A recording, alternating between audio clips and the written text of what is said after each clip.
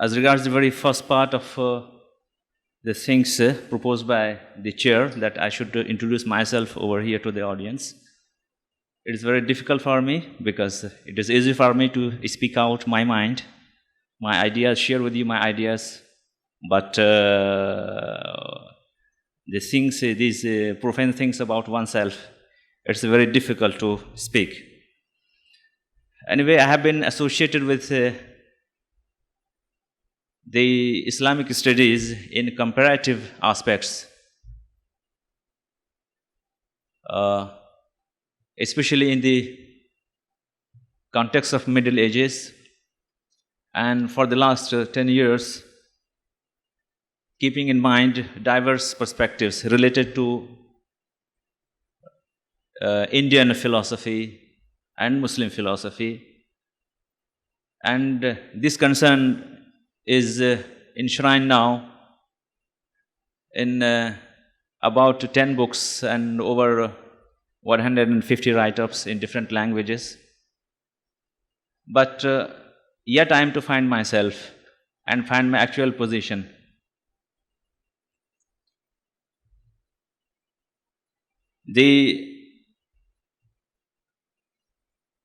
As regards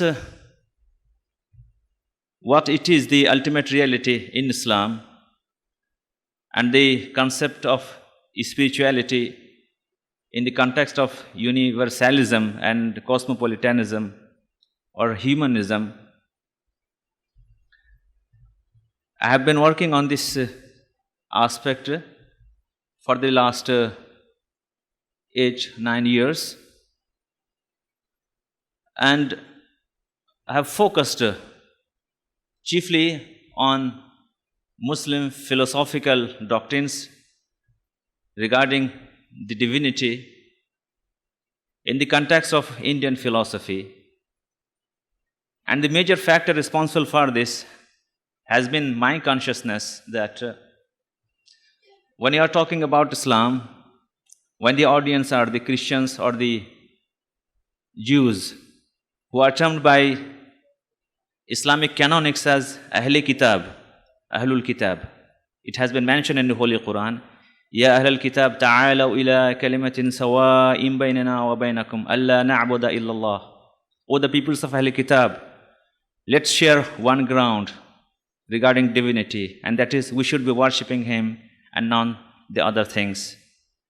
So here there are less grounds for the polemics or the debatables in the ontological or the epistemological levels.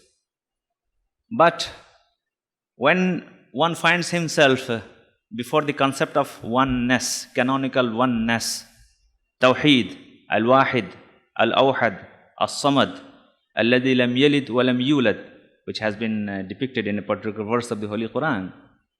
And then he speaks about his perceptions relating to the ultimate, to an audience that is polytheistic in its perception, not monotheistic in its perception, then begins the troubles. And these troubles are fermented when we concentrate on the other as he is the other, hostile to myself. The fragmentation of human experiments of the ultimate reality, fragmentation in terms of politics, communalism, etc. Then there happens the real catastrophe. So my humble aim has been to, I don't know whether or not to use this word, to bridge this huge gap or escalating tension between a Muslim and a Hindu, if I use this term. To sum up my idea in a very simple language, what I have concluded during all my meditations and investigations is that if you are a real flag bearer of Sanatan Dharma, and the essence of spirituality that is given in the Upanishads, Brihadaranyaka Upanishad especially, because I have gone through this from the first word to the last word. So I would suppose that there won't be any difference, major or minor, whether we call him Abdullah or we call him Bhagwan Das. This is what I have concluded. Now, two things.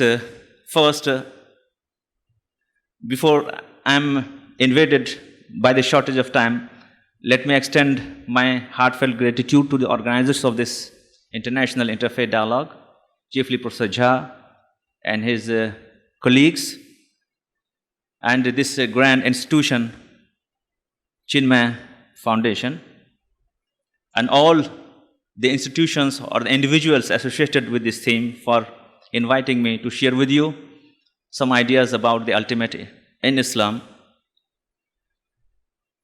Let me give you two couplets, one in Persian, composed by the great seer Maulana Jalaluddin Rumi, and another by the great Indian Urdu poet Mirza Asadullah Khan Ghalib. Maulana Jalaluddin Rumi says, Admiyat ihtirame admi, Admiyat ihtirame admi, ba khabar sho az maqame admi. What is human? It is to respect the other. Humanity is to respect the other. Admiyat ihtirame admi, ba khabar sho az maqame admi. You will have to be aware of the significance and position of man. What it means to be a man. Mirza Asadullah Khan Ghalib says, हर एक कतरा है साजे अनल बहर, हम उसके हैं हमारा पूछना क्या. हर एक कतरा है साजे अनल बहर. This presentation of mine is divided into several segments. The first is the ultimate reality. So what is the concept of what is the ultimate reality in Islam? In the philosophical and Sufistic perspectives, not the canonical perspectives. And here lies the big difference. When someone hears this voice, Allahu Akbar. So mind you, a common man would be assuming that there's a call for jihad. If this voice arises, Allahu Akbar, the common mind would be finding or equating it with the call for jihad. Kill the others, kill the infidels, kill so and so and so, go into rampage. But if you say Allahu Akbar, it simply means that you are bowing down to the grandeur and magnificence of the ultimate. Since you are part of the divine. And only the difference would be that it is the real, that is the ultimate, and all that is beyond that real or extra that, it is reflections of that. And it has been put by Ibn Arabi in his Al-Futuhat al-Makkiyah. So, the Muslim philosophers' approach to the ultimate reality and its exigencies stems from the belief that God is the alpha and omega of all esoteric and exoteric expositions that constitute the core of spirituality in the crude canonistic domain, besides the refined sphere of intellective philosophizing or intuitive enlightenment. Here we find the first and foremost Quranic verse that is very significant. It says, هُوَ الْأَوَّلُ وَالْآخِرُ وَالظَّاهِرُ وَالْبَاطِنُ. That is, He is the first, He is the last, the outward in the inward. It unveils the plenary doctrine of the divine nature, which is both transcendent and immanent, the superpersonal essence beyond all creations. The Quranic doctrine of God reveals Him as absolute, infinite, perfect, and the source of all macrocosmic and macrocosmic realities. Muslim philosophers, Gnostics and theologians in their sapiential promulgations and commentaries in approaching the core of Islamic spirituality had the task of resolving the basic noetics of epistemology and ontology that see in the knowledge, love and obedience of God the basic requisites of any inquiry. It has been depicted in the very verse of the Holy Quran, قُلْ إِن كُنْتُمْ تُحِبُّونَ اللَّهَ فَاتَّبِعُونِي يُحْبِبْكُمُ اللَّهُ. Say, if you claim that you love God, it should be translated into action, serving the humanity, obedience to the messenger, to the prophet. The philosopher's emphasis on the necessity of divine being and manifestations of existence, the canonist's adherence to his will, and scholastic notion of transcendence with the alchemy of the knowledge of the heart never failed to testify the oneness of God in essence as well as qualities. The supreme testimony, that is Shahada of La ilaha illallah, while underlying the oneness of God besides his beauty and majesty, testify that there is no reality except the reality of God. Notwithstanding the concept of God as transcendent and immanent, creator and beyond creation, personal and suprapersonal, being and beyond being, the synthesis of the testimony in its final analysis integrates human being in the light of the divine oneness or the metaphysical truth. Islamic spirituality's Tawheed, that is union, sung chiefly by Sufi masters, with or without some polemics against the philosophical, theological expositions of one in himself, that is Al-Ahad, with one respect to his creation, that is Al-Wahid, and Lord of the Word, that is Rabbul Alameen. It has esoterically accepted the Ishraqi or Alexandria Neoplatonist concept of light, that is An-Nur, after its celebrated Muslim exponent Shihabuddin As-Suharwardi. The knowledge of the ultimate reality is the highest science, and its realization is the supreme goal of human life. The divine oneness registers its presence in all theological, philosophical, and canonical postulations of Islam. It is best summarized in the Al-Ikhlas chapter of the Holy Quran, which I had given you in the morning. قُلْ هُوَ اللَّهُ أَحَدٌ اللَّهُ الصَّمَدُ لَمْ يَلِدْ وَلَمْ يُولَدْ وَلَمْ يَكُنْ لَهُ كُفُوًا أَحَدٌ. Say, He is one, God is self-sufficient, besought of all, He begetteth not, nor is He begotten, and none is like unto Him.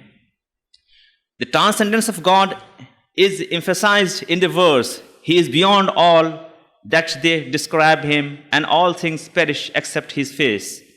His immanence is clearly indicated in the verse, we are nearer to Him, to man, than His jugular vein. نَحْنُ أَقْرَبُ إِلَيْهِ مِنْ حَبْلِ الْوَرِيدِ. The beyond all things and all levels of human and cosmic existence, God stands between a man and his heart. Whithersoever you turn, there is the face of God. أَيْنَمَا تَوَلَّوْا فَثَمَّ وَجْهُ اللَّهِ. So everywhere it is God.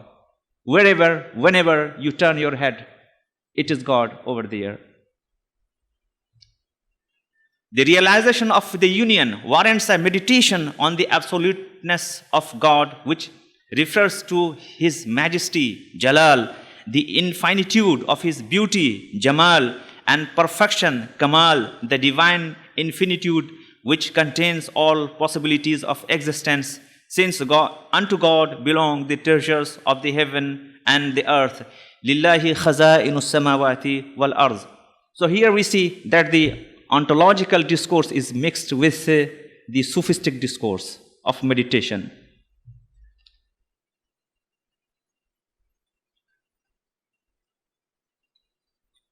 One can read the signature of God in a language of words and go through their meanings and inner meanings via revelation and or transcendental meditation. The transcendental meditation is centered around God as love and light. O people, He loves and who love Him, yuhibbuhum wa yuhibbunah. And the Hadith Qudsi that says, I was a hidden treasure, the ultimate reality. With regard to the ultimate reality, there is a Hadith Qudsi. Hadith Qudsi is the hadith of the saying of the Prophet, in which he refers to God directly. He says, God says so. So this is known as Hadith Qudsi. And it is apart from one thing that is contained in the clear text of the Holy Quran. It says, I was a hidden treasure. I loved to be known. Hence I created the world. Kuntu kanzan makhfiyan فأحببت أن أعرف فخلقت الخلق. So here the creature was created so that God knows, the ultimate knows or identify himself.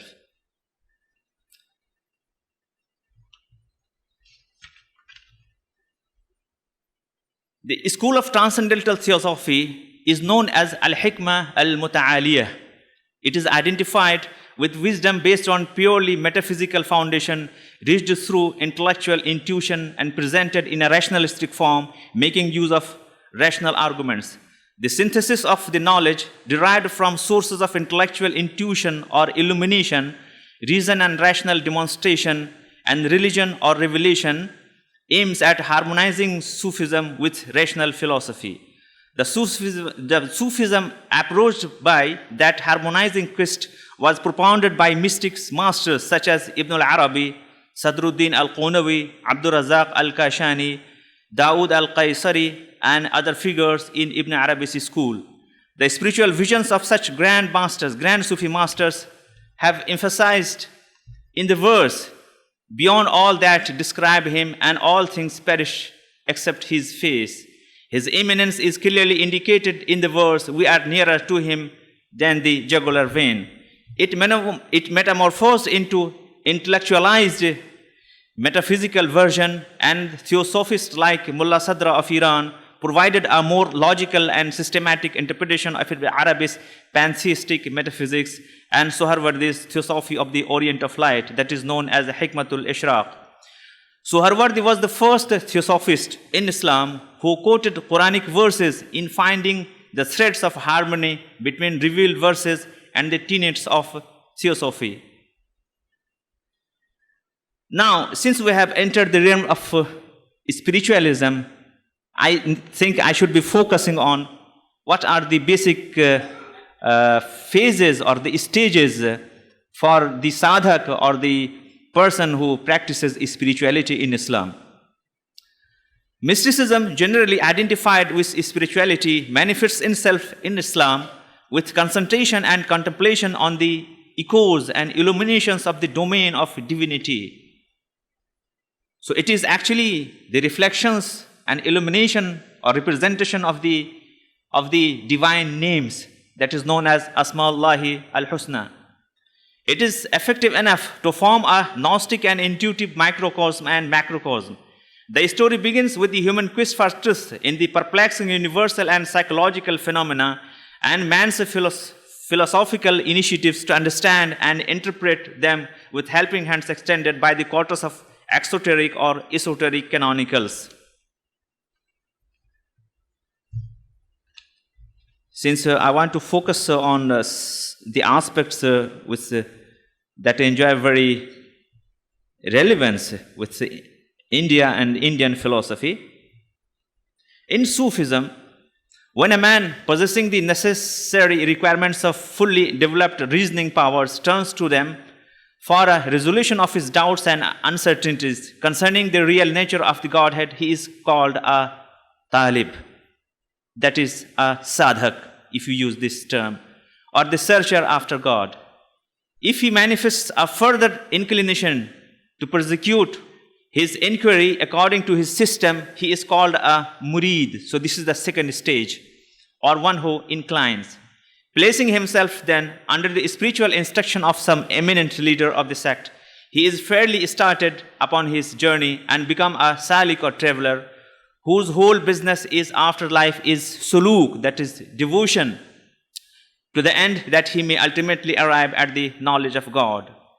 So the first stage is the stage of worship, that is al-ibadah. He here is exhorted to serve God as the first step towards a knowledge of Him. This is the first stage of his journey and is known as abudiyat, or the service or worship. So this is the first ladder of spirituality in Islam. The second stage is love, al-hubb al-ilahi.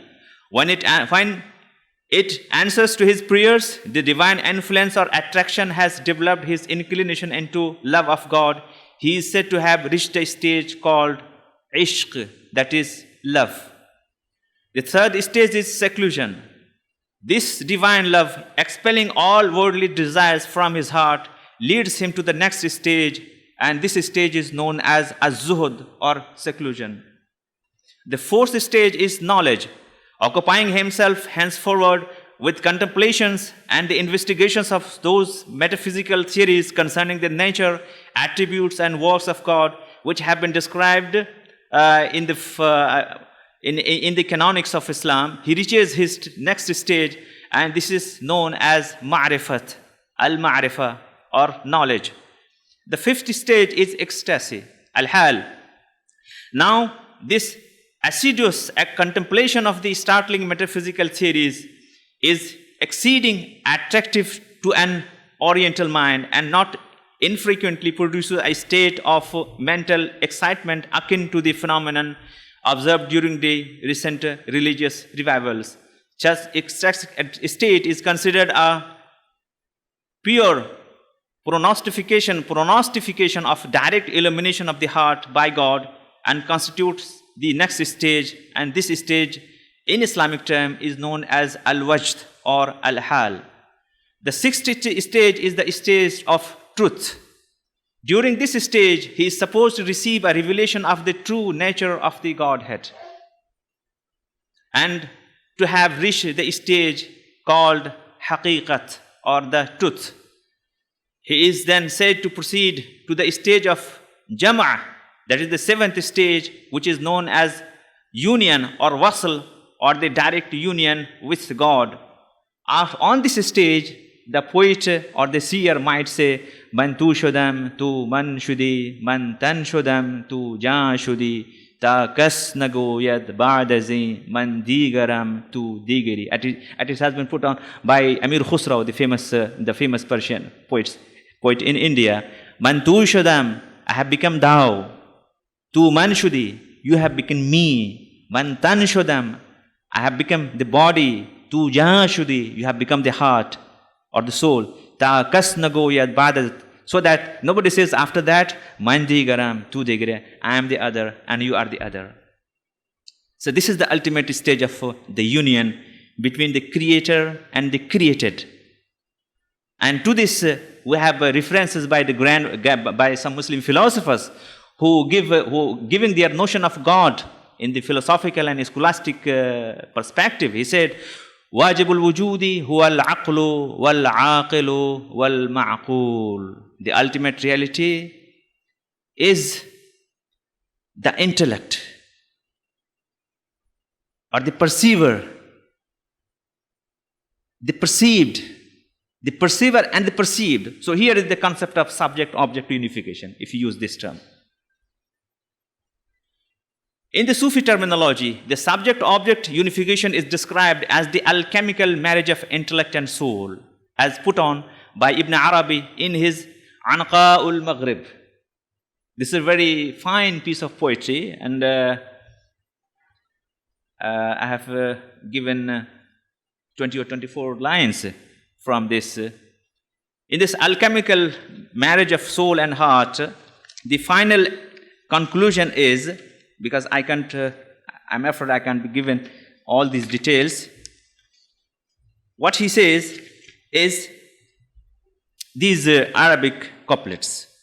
لقد صار قلبي قابل كل صورة فمرعا لغزلان ودير لرهبان وبيت لأوثان وكعبة طائف وألواح توراة ومصحف قرآن أدين بدين الحب أني توجهت ركائبه فالحب ديني وإيماني.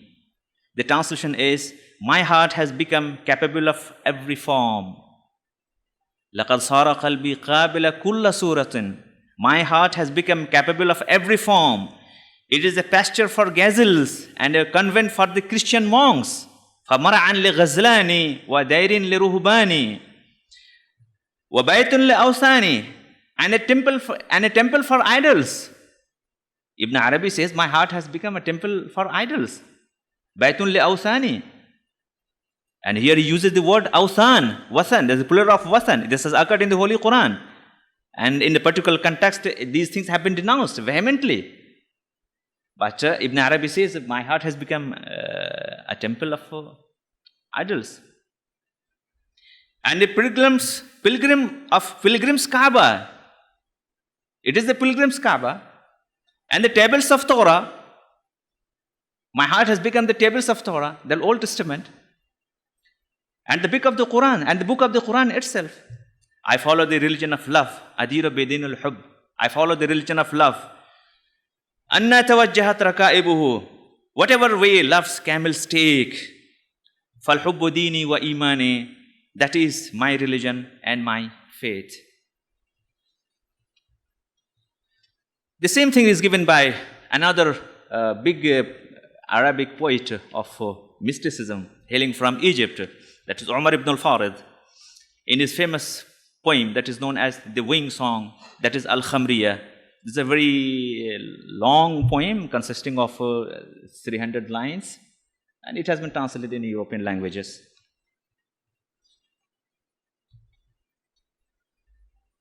Now, let me focus on some practical aspects of Sufism which have resonance with spiritual practices in India.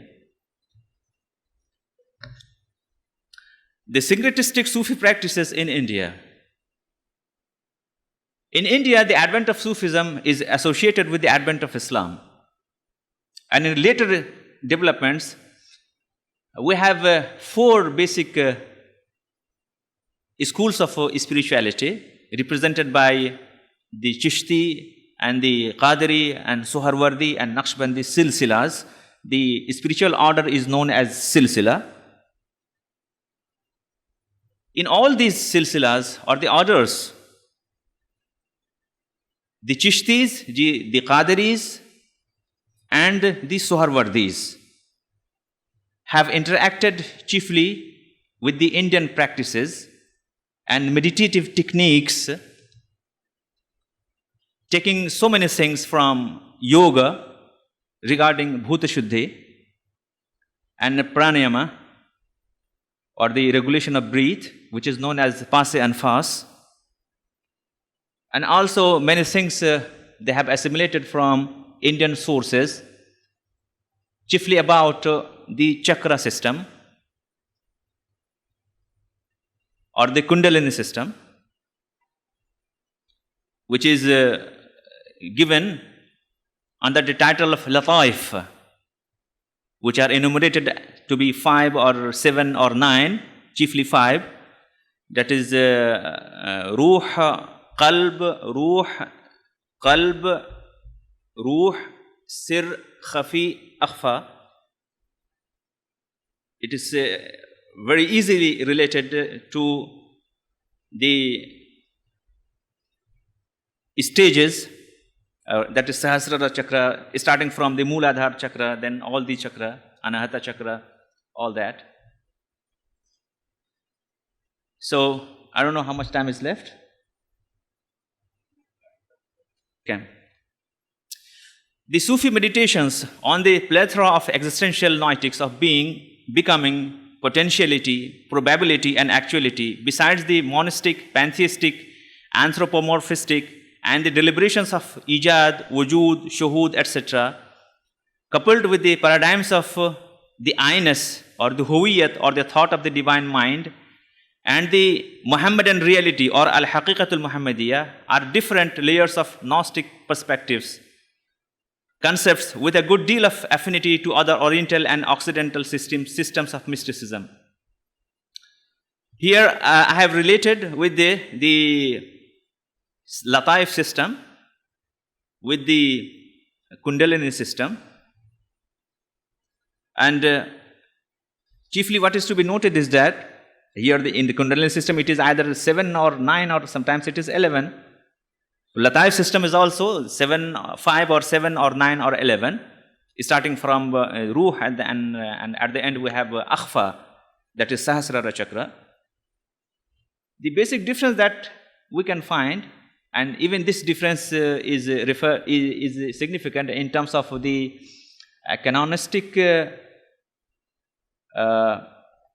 concept of oneness of God in Islam, in which there's no room for the in practice plurality of divinity or divine functions. So what we find is that in the Kundalini system, we find several presiding deities in a particular stage, like Rakini, Dakini, Shakini, etc. The Muslim Sufis have replaced them with certain angels. And angels are created, according to Islamic perspective, angels are created by God. Anything that is other than God, it is a phenomenon of creation. So in my own analysis, we don't have any Muslim sadhak won't find any trouble when he comes into Bhuta Shuddhi practices or the pass and fast system or breath control system, and especially this Lataif system, that is the culinary system, when they have replaced certain Indian deities with the angels and so on. Coming to the last of this talk, in the Brihadaranyaka Upanishad, it has been said, originally this, that is universe, was only the Atman in the form of a person. He looked around and saw nothing besides him. First he uttered, I am. Out of it arose the word I. Therefore, when one is asked, who are you? He says first, I am, and then he adds his other name. The Bible says in the book of Exodus 3:14, and God said unto Moses, I am what I am. And he said, thus shalt thou say unto the children of Israel, I am hath sent me into you. And the Quran says, Huwal awwalu wal akhiru wal zahiru wal batinu. He is the first, he is the last, the outward and the inward. And this hadith Qudsi, kuntu kanzan makhfiyan fa ahbabtu an u'rafa fa khalaqtul khalqa. I was the hidden treasure. I wanted to identify myself. So I created the universe. And again, a hadith says, God created Adam on his own image. And here his refers to Adam. Khalaqallahu Adam ala suratihi. So here we find some ways paved for anthropomorphistic notions of God in Islam. The question of the transcendental and immanent I am is the question of I consciousness. This is known as, and the first I am, the cosmic I am, and the I am of Logos, or Prajapati, or Al-Qalam, or Al-Insan, Al-Kamil, all share the realm of being. Any I am, any man's I am, can discover it into the ontological basis of everything in the microcosm and macrocosm. Descartes' cogito ergo sum, parallel to Al-Ghazali's I doubt. Ashukku idan ana mawjood, Ghazali said. Just like cogito ergo sum, I doubt, therefore I am, Descartes said. Was an epistemological conceptualization of I am and I think, where I am is existential consciousness and I think is phenomenological consciousness. The latter being not possible without activation by I or the I am. The transcendental I am enjoys self-confirmation. The Cartesian cogito had to admit that the existence, that is wujud, aspect of the object is due to the presence of the transcendental I-ness, that is I am. This is a book is due to the activity of manas, that is mind, but the judgment is due to the presence of I am, what is Atman. I am is not static like water in a sponge. It activates immanence in every human experience. The dynamic I am is both being and becoming and their ultimate unity. Like Indian, the classificatory and ontological modes of asti, bhavati and karoti, the three verbs of to be, to become and to do, the Muslim wujud, sayrurat and kainunat. Al-wujud, as-sayrura, al-kainuna represent the ontological, cosmological and empirical domains of the existence.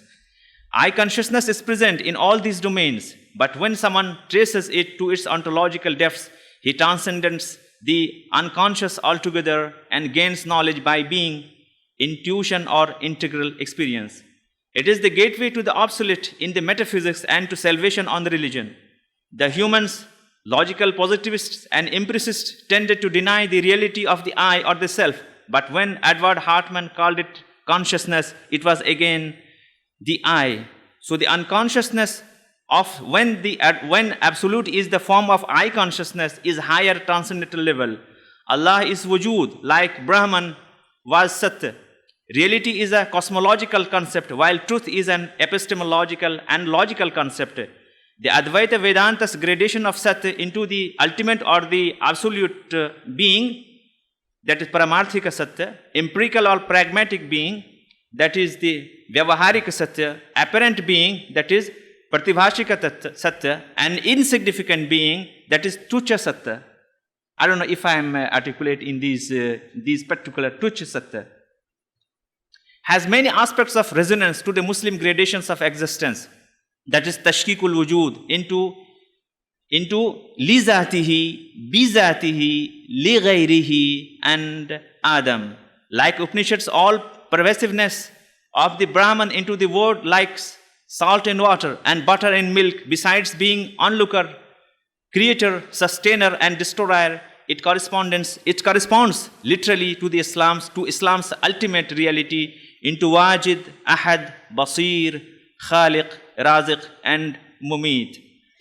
A significant point of agreement between Islamic philosophy and Indian wisdom is the concept of the transcendence cum immanence as something we live in a part of our human experience. Another is the final analysis of the nothingness, non-being, shunya, maya, avidya, etc., or the concept of sifar or al-adam in Islam. Because al-adam is not non-being in Islam. It is a category of being.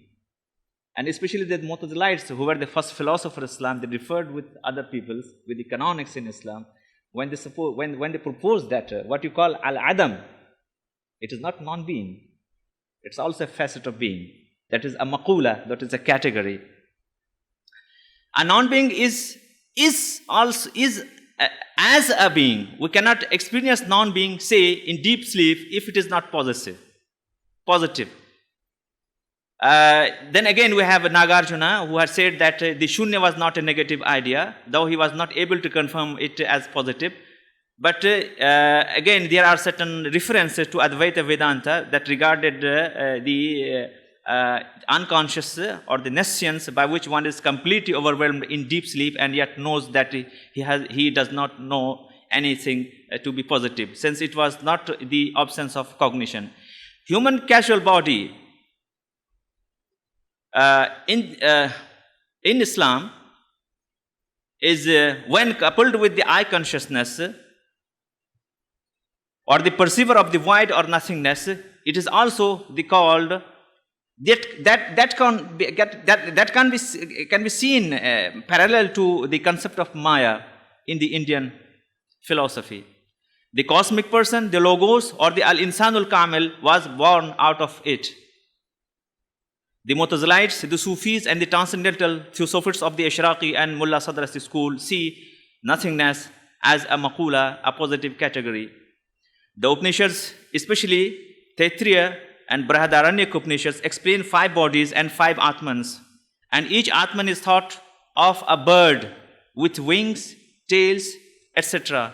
because life is imagined to fly from the body at death. Here, one immediately recollects the well-known poem of Ibn Sina, Avicenna, Al-Qasida al-Ayniyya fi nafs, which imagines soul as a bird. And the first line is, Habbat ilayka min al-mahallil arfa'i warqawdatu ta'azzuzin wa tamannu'i. So again, here is the renaissance, clear renaissance between Indian philosophy and Muslim perceptions. Prince Darashikoh started his translation of Brihadaranyaka Upanishad into Persian as Sirr Akbar with Om. Lataif Hindi begins with Om Shri Ganeshaya Namo Namah. In Indian Sufi, some of the Indian Sufi traditions, we do have some litany systems, and these litany systems have absorbed many things from Indian quarters, from the Indian yogis. Among them is what is known as Zikre Hindui, or the Indian litany. In Indian litany, they have given verses from Sanskrit or verses in Hindi, and they recite it.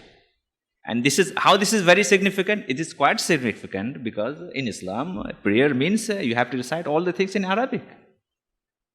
But here the prayer is in Persian, or in, say, in this particular context, it is in Hindi or in Sanskrit. As regards Zikre Hindui,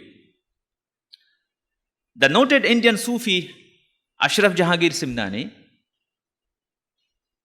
introduced several Sanskrit litanies in his order. Indian Sufis of Shatariya and Qadiriya orders have adopted a number of Bhutashuddhi practices and pranayamic exercises. I have analyzed all the theme in substantial details in a particular volume encyclopedia, that is History of Yoga, and it is available there. The Qadiri Sufis of Punjab have sung devotional songs in praise of Rama and Krishna. The Qadiri Sufis of Punjab have sung devotional songs in praise of Rama and Krishna. Mahmud Shabistari of the Gulshan-e-Raz fame, which was composed in 1371 AD, contains some illuminative thoughts on the worship of the idols. So look how a Muslim Sufi in this respect composes a poem in praise of the Hindu idols. What he says? He says, the idol here is the manifestation of love and unity. The idol here is the manifestation of love and unity. To fasten the cord indicates the knot or bond of service. Since idolatry and faith, that is Islam, coexist with being, unity is really the idol worship. Since idolatry and faith coexist with being, unity is really the idol worship. When all things are the manifestations of the being, one of them must necessarily be the idol. If the Musliman knew what really the idol was, because a common Muslim would be seeing that this is idol, this is worshipped, and this is prohibited by the Holy Quran, by the canonics of Islam, because it doesn't go beyond the material and canonical or apparent aspect, or very rough aspects of, mundane aspects of the phenomenon. They are unable to penetrate deep into the spiritual aspects. If the Muslim knew what really the idol was, he would perceive that the faith was an idol worship. If the polytheist were aware of what idol was, how would he lose his way in his own religion? He did not see an idol but the outer form. For this reason, he became, under the Muslim law, an infidel. You too, if you will not see the hidden truth in the idol, will not be called under the same law a Musliman.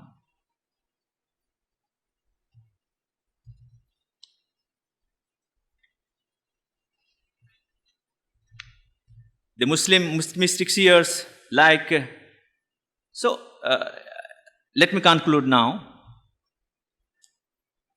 Now, what seems that, I don't know whether or not someone assumes that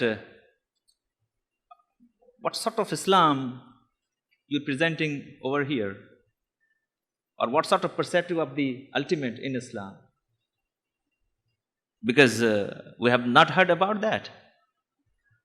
We have not heard that a Sanatan Dharmi would be equated with Tawheed, or a Sufi with the Upanishad, the Upanishadic vision. This is not the sole analysis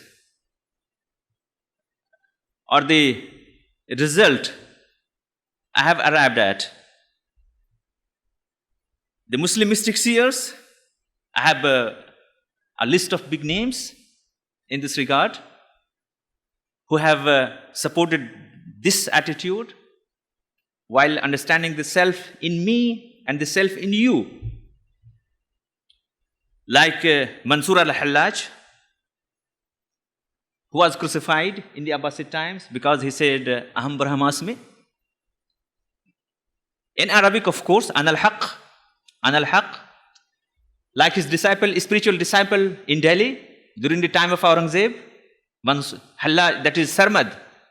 Sarmad, a Persian poet and Sufi, who said, Umrist ke afsane Mansur kuhan shod, man al-sare nau jalwa deham daro rasandra. Long ago, Mansur was crucified. Now it is time I give a fresh example. Man al-sare nau jalwa deham daro rasandra. So Aurangzeb killed him.